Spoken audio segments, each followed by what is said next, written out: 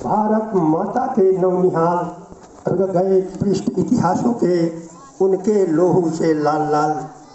स्वातंत्र लक्ष्मी के पूजन अर्चन के हित लाखों ने प्राणों के पुष्प चढ़ाए हैं। आजादी ने है नहीं भूमि पर कदम रखी, वीरों ने लाशों के पावड़े बिछाए हैं। गणतंत्र दिवस के पावन बेला में राष्ट्रीय तिरंगे को नमन। मैं विश्वकर्मा जी को धन्यवाद देना चाहता हूँ, जिन्होंने सिरमौर में शिक्षा जगत की जानी मानी हस्तियों को बुलाकर केवल अपने कॉन्वेंट विद्यालय को नहीं, पूरे नगर को गौरवान्वित किया है। यहाँ एक से बढ़कर एक हस्तियां शिक्षा जगत की बैठी हुई है। दो प्राचार्य हैं जो अपने समय में अद्वितीय कार्य किए थे। बहन जी है और त्रिपाठी जी है, और एक राघव शिशु मंदिर जब से चालू हुआ है, पहले अध्यापक के रूप में हमारे प्रतिभाशाली सहयोगी भाई राजमणि जी जो हमारे सहपाठी भी थे, वो यहाँ बैठे हैं। मैं पूरे मंच का इस विद्यालय की ओर से अभिनंदन वंदन एवं स्वागत करता हूँ। बंधुओं, यहाँ दो झांकी देखने को मिल रही है। वहाँ शहीद है, सेनानी है, उनके बारे में तो मैं इतना ही कहूँगा कि मरते मरते मर गए, लेकिन न छोड़ी आन को। आग के देखो दोस्तों इस हिंदुस्तानी शान को। और यहाँ सिरमौर नगर के गौरव बैठे हुए, एक से बढ़कर एक हस्तियाँ यहाँ बैठी है। मैं सबको नमन करता हूँ। बंधुओं, सिरमौर की धरती में वीरता के कीटाणु पाए जाते हैं। ये क्षेत्र हमेशा से ही क्रांतिकारियों का, राष्ट्रभक्तों का गढ़ रहा है। स्वाधीनता संग्राम के जन आंदोलन में यहाँ के दीवानों ने, यहाँ के मस्तानों ने अपने लिए नहीं, देश के लिए पिस्तौल को गीता, बम को यज्ञ और मरने को आहुति समझा था।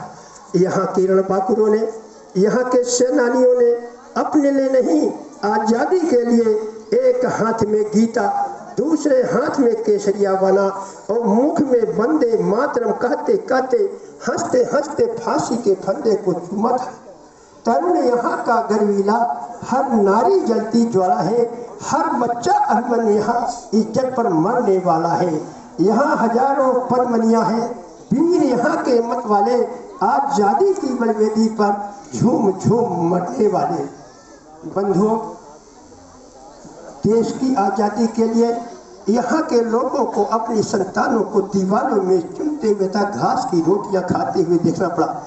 बहुत बड़ी कीमत चुकाने के बाद हमने आज़ादी प्राप्त की। 15 अगस्त 1947 स्वतंत्रता दिवस के रूप में प्रतिष्ठित है। 26 जनवरी 1950 गणतंत्र दिवस के रूप में महिमा मंडित है, और 22 जनवरी 2024 स्वाभिमान दिवस के रूप में स्वर्ण लक्ष्य में वर्णित है। गणतंत्र दिवस के बारे में बहुत कुछ कहा गया है। मैं तो इतना ही कहूँगा कि जब आज़ादी मिली, आज़ादी के स्वर्ण विहान के बाद हमारे देश में समग्र मूल्यों, प्रक्रियाओं, प्रावधानों को लेकर एक दीर्घ सागर मंथन हुआ।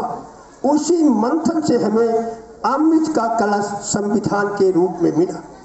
प्रजातंत्र हमारे संविधान की देन है। सामाजिक न्याय हमारे प्रजातंत्र का ही है। व्यक्ति स्वातंत्र उसका विवेक है। समता और समानता का आदर्श उसकी अंतरात्मा है। बंधुओं, जब 26 जनवरी 1949 को हमारा संविधान बनकर तैयार हुआ था, उसकी उद्देशिका में एक लय थी, उसकी भाषा में एक माधुर्य था, शब्द विन्यास अनुकरणीय थे।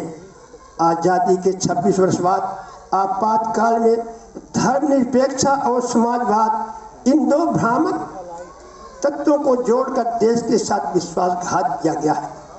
आज़ादी के 65 वर्षों बाद हमारे देश के नेताओं ने अपने स्वार्थ सिद्धि के लिए तुष्टीकरण के चलते साहबानों जैसे लगभग 100 संशोधन करके हमारे संविधान को विकृत और बोझिल बना दिया है। अब हमारे संविधान की हालत उस खूबसूरत स्त्री के समान है जिसका चेहरा माँ शारदा माई के कोप से हमेशा हमेशा के लिए विकृत हो गया है। हमारा संविधान बहुत बड़ा ग्रंथ है। इसमें सभी नियम, तरीके, कानून, कर्तव्य देश और सरकार को चलाने के नियम लिखे हुए हैं। हमारा कर्तव्य है कि हम संविधान का पालन करें। बंधुओं, संविधान हो गया, 15 अगस्त हो गया। जब 15 अगस्त हुआ था तब अटल जी ने कहा था, 15 अगस्त का दिन कहता, आज़ादी अभी अधूरी है, सपने सच होने बाकी है, रावी की शपथ न पूरी है। उस दिन हमें अधूरी राजनीतिक आज़ादी मिली थी, हमें स्वाभिमान नहीं मिला था, हमें आध्यात्मिक आज़ादी नहीं मिली थी। 22 जनवरी 2024 को हमने स्वाभिमान दिवस के रूप में मनाया।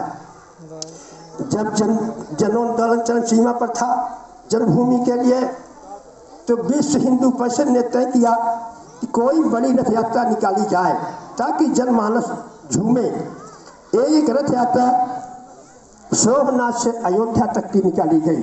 रथी बनाए गए लाल कृष्ण आडवाणी जी, और उस रथ के संयोजक बने तत्कालीन मुख्यमंत्री और वर्तमान प्रधानमंत्री माननीय मोदी जी। जब अटल जी सोमनाथ रेलवे स्टेशन में हरी झंडी दिखाने के लिए गए तो उन्होंने कहा, आडवाणी जी आप अयोध्या जा रहे हैं, लंका नहीं। अयोध्या जहाँ कभी वध न हुआ हो, जहाँ कभी युद्ध न हुआ हो, अवध जहाँ कभी वध न हुआ हो, जाइए देश के लिए, राम जी के लिए आपकी यात्रा मंगल में। रथ चला गया। पत्रकारों ने अटल जी को घेरा और कहा, अटल जी आपकी पूरी पार्टी एक मंदिर के लिए परेशान है, यदि एक मंदिर नहीं बनेगा अयोध्या में तो क्या नुकसान हो जाएगा। अटल जी ने कहा, मित्रों प्रश्न मंदिर का नहीं है, प्रश्न स्वाभिमान का है। प्रभु राम हमारी आस्था है, श्रद्धा है, विश्वास है, भारत माता की आन बान शान है, देश के गौरव है, हिंदुओं के प्राण है। 500 वर्षों की गुलामी के बाद, लाखों हिंदुओं की हत्या के बाद, मुलायम सिंह सरकार की गोली से हजारों कारसेवकों के खून से शरीर का पानी लाल हो जाने के बाद, न्यायालय के निर्णय के बाद वो शुभ अवसर आया 22 जनवरी 2024, जब देश के लाडले प्रधानमंत्री माननीय मोदी जी ने, सरसंघ चालक माननीय भागवत जी ने और शंकराचार्यों के साथ प्रभु राम के भव्य दिव्य मूर्ति प्राण प्रतिष्ठा की। वो ऐसा ही प्राण प्रतिष्ठा था, वो प्राण प्रतिष्ठा केवल प्रभु राम की नहीं थी, हिंदुस्तान के करोड़ों करोड़ हिंदुओं के मान सम्मान और स्वाभिमान की प्राण प्रतिष्ठा थी। और वही ऐसा हुआ जैसे प्रभु राम त्रेता युग में लौटकर अयोध्या आए थे। मार्ग दशानन रामचंद्र जी धाम अयोध्या आए थे, नगर वासियों ने स्वागत में घी के दिए जलाए थे। वही कार्य योगी जी ने किया। हजार लाखों दीपक जले, मिठाइयाँ बटी, पटाखे फूटे और पूरे देश के हिंदुओं के चेहरे खिल उठे। उनके चेहरे पर मधुर मुस्कान आ गई। जब ये काम हुआ कि 500 वर्ष की गुलामी के बाद भी हिंदुस्तान स्वाभिमान मना चुका है, तब यहाँ के जो राष्ट्र विरोधी ताकतें थी, जो नेता थे, उनको सांप सूख गया, बौखला गए। वो कहने लगे कि ये जो सनातन धर्म है ये कोरोना है, ये डेंगू है, हम इसको नष्ट कर देंगे। बंधुओं, इस सौरभ कॉन्वेंट विद्यालय के प्रांगण से मैं इन नन्हे मुन्ने बच्चों को संदेश देना चाहता हूँ कि सनातन था, सनातन है, सनातन रहेगा।